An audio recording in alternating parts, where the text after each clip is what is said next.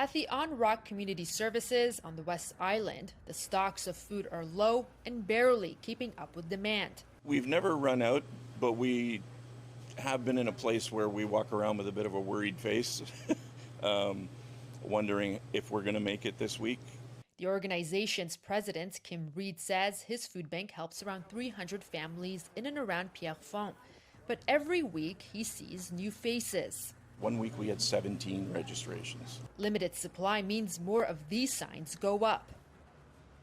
Food insecurity is a national crisis. Data from Food Banks Canada shows more than 2 million people visit a food bank each month, numbers that have never been seen before. So the stat that really keeps me up at night is that 30% of food banks ran out of food last year before they could meet their community's needs. In Montreal, the first ever Food Insecurity Summit took place.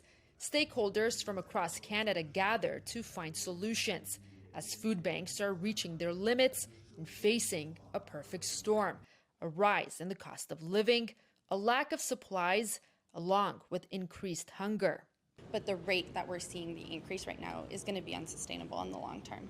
The goal, to cut food insecurity by half in the next 5 years. But we also need to look long term at reducing the number of people who need food banks in the first place, and that's going to take government policy and government actions. There's no band-aid solution, she says, but a collective effort will be needed from governments, corporations, nonprofits, and individuals.